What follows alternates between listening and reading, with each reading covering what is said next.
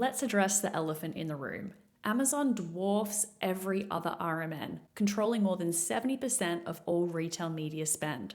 In my opinion, Amazon deserves this in many ways. They invested early and heavily and continue to lead with innovation. They made all their media buying programmatic from the very beginning, so the planning, buying, and reporting is transparent and immediate. So there's a lot to love about Amazon advertising.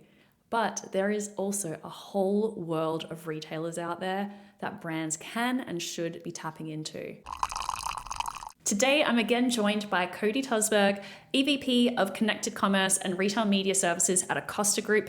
Connected Commerce at Acosta Group is the sponsor of this series. Welcome back, Cody. Kiri, good to be with you again. Cody, last week we talked about how brands are from Mars and retailers are from Venus, and why brands need to understand internal retailer dynamics to get the most out of those relationships.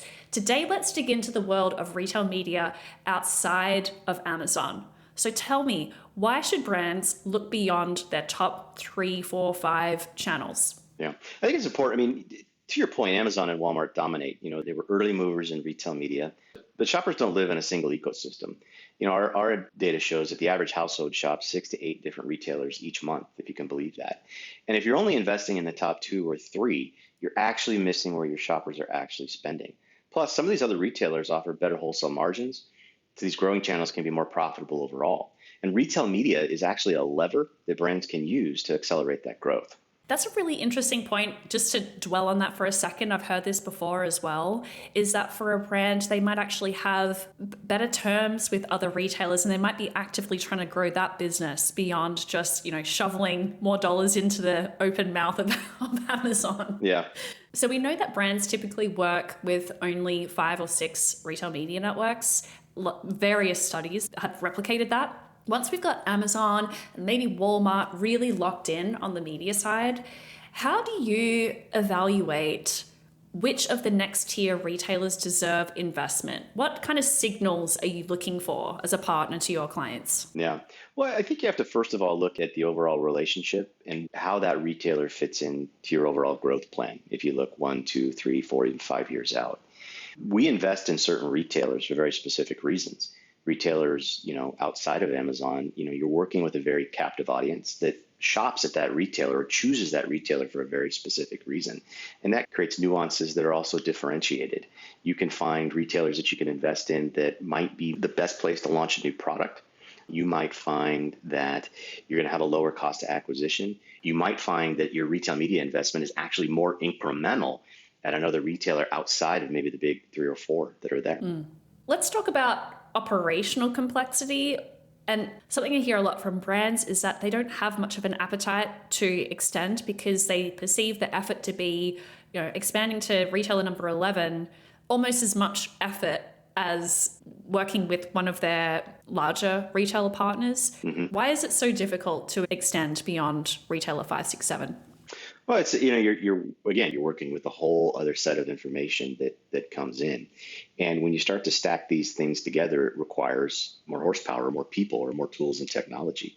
One of the reasons that we've built our organization the way that we did is because we can scale very effectively across those different ecosystems, whether that's just simply through knowledge and understanding exactly how those retailers operate, or whether it's the investment that we can make at scale in technology solutions that just frankly drive a more efficient outcome while still maintaining better results. So Amazon has closed loop attribution, but many other retailers don't, and they are sometimes criticized for grading their own homework. You just mentioned measurement. How should brands approach measurement and prove ROI when the data isn't as clean? It's a great point. The data is not only not as clean, it's fragmented, it's differentiated. Things like attribution windows are generally going to be different. The industry, I think, is doing its best to work towards some level of standardization. But you also have to realize that what success looks like at one retailer may be different than what success looks like at a different retailer. That's why we're going to leverage the media metrics, for example, that are there in front of us. We're going to use those to optimize things like media. But how we measure actual outcomes, it's going to come down to, did we sell more stuff? Did we sell more stuff than we did last month or last year?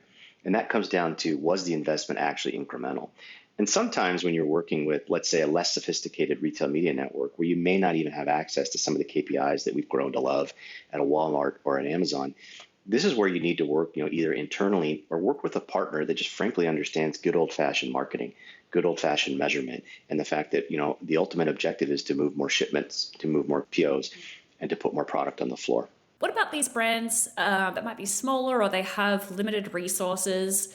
What's the smartest way to activate across multiple smaller RMNs without recreating the wheel each time? Yeah, I think it's really important to understand what your internal cost to serve is across those retailers. Most of the time, what you're going to end up finding is what we talked about a little bit earlier. It's just too hard to do that internally. I think this is where partners come in. And you're going to find partners out there, including partners like us, that are very good at this. They're very good at scaling across multiple retail media networks, not only from an activation standpoint, but from a strategic activation standpoint. So I would highly encourage brands that are out there to look for a great partner if they don't have the capacity internally. Yeah, and as a little preview to our part 3 of this series, we're definitely going to be diving deeper into managing a multi-retailer RMN stack. So stay tuned for that one. But Cody, we talked in the last episode about the org chart within a retailer, including the merchant org and the retail media org, and how they're not necessarily always on the same page. What are some best practices that brands should be baking into JBPs with retailers that might have that kind of internal dynamic? Yeah, I think it's really important that you do bring retail media into that JBP conversation early, like we touched on in our last conversation. But what we see today is sometimes it's thought of as an afterthought, right? Keep in mind that some retailers, not all, will give you below the line credit for incremental merchandising support if you commit to media up front. That's a nuance that you'll see at some retailers. It's not always true across the board, but you have to understand how these investments are being measured. We've actually seen brands unlock secondary displays or better feature placement by retail media into the trade conversation. It's about understanding what success looks like internal for that retailer team that you're working with and creating a win-win situation. There is an argument that some retailers are using a stick model more than a carrot model to bring in retail media dollars, as in, there's a penalty for not spending, right? How true is that today? And if it is, how should brands navigate it? Yeah, I think it exists in some cases theoretically. It may still exist in other places, I'd say, but the trend is really shifting toward models where spend unlocks incremental value. When you do encounter a stick scenario, the key is to reframe those conversations. It's bringing it back to center and realizing that we're investing here. How do we make this work harder for both of us? That's where connecting trade, media, and merchandising becomes critical. At the end of the day, merchants and retailers, they want important selection for their brands, for their consumers to consume. So by leaning into that, creating a mutual win-win across the board, you're going to essentially avoid that stick model. You may encounter it, but it's all about how you navigate that, how you negotiate through that. And again, like I mentioned before, what are those win-win scenarios that we can lean into?